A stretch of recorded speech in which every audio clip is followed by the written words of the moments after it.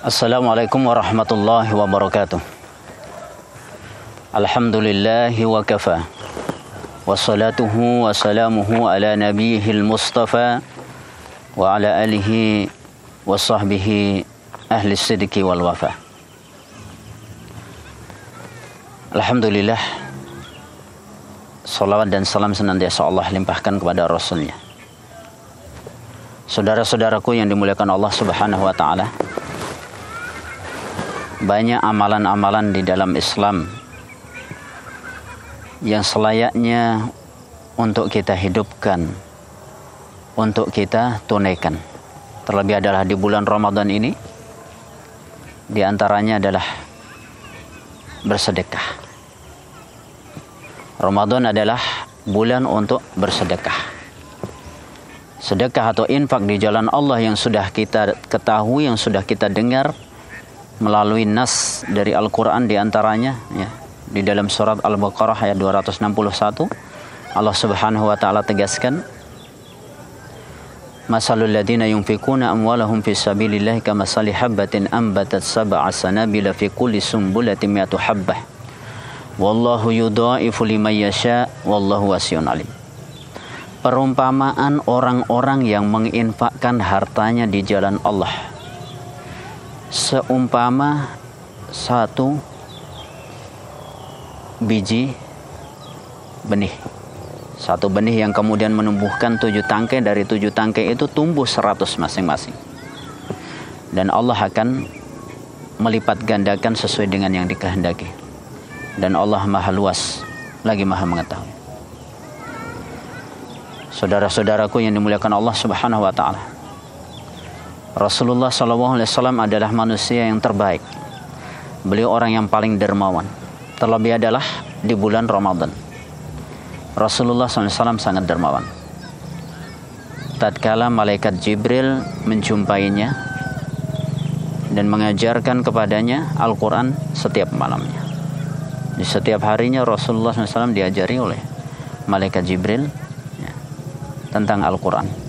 Bahkan di tahun akhir hayatnya Rasulullah, di Ramadan terakhirnya, 2 kali malaikat Jibril mengajarkan Al-Quran kepada Rasulullah, menghatamkan 2 kali.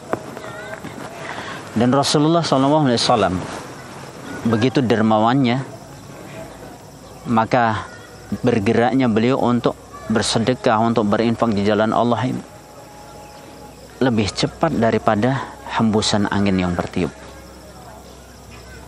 Banyak kisah-kisah teladan dari beliau terkait dengan infak di jalan Allah, sedekah. Rasulullah pernah diberi seekor kambing oleh sahabatnya. Kemudian di hari itu, di pagi itu, Rasulullah melakukan perjalanan tanpa sepengetahuan beliau. Aisyah radhiyallahu anha berkeinginan untuk memotong kambing itu, kemudian dibagi-bagikan kepada orang fakir, orang miskin di sekitarnya.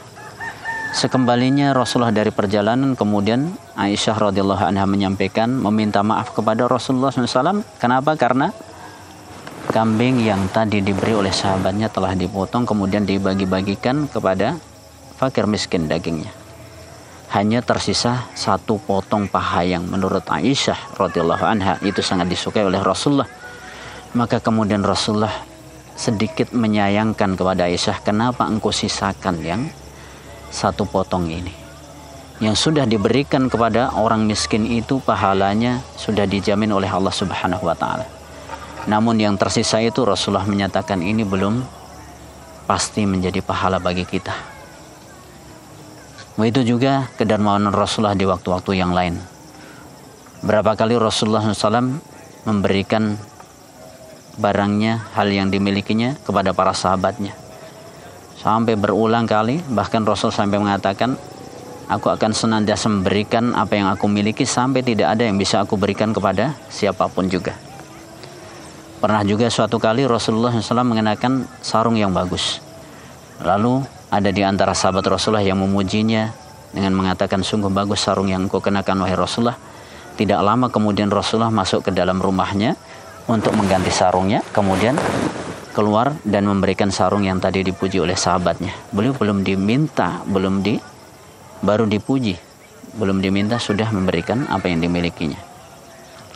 Di antara keajaiban dari sedekah ini, dalam hadis sahih yang diriwayatkan oleh Imam Muslim dari Abu Hurairah radhiyallahu an, Rasulullah SAW bersabda, "Ma naqasat shadaqatun min malin wa ma zadallahu 'abdan bi'afwin illa izzan wa ma tawadda'a ahadun lillahi illa rafa'ahullah."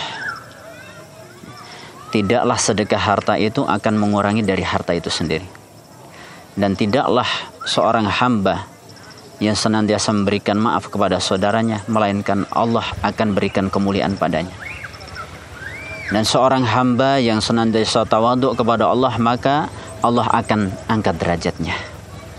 Sedekah dari harta, walaupun secara logika, hitungan matematika seolah-olah berkurang, tapi ketahuilah bahwa dia tidak akan mengurangi harta yang kita miliki.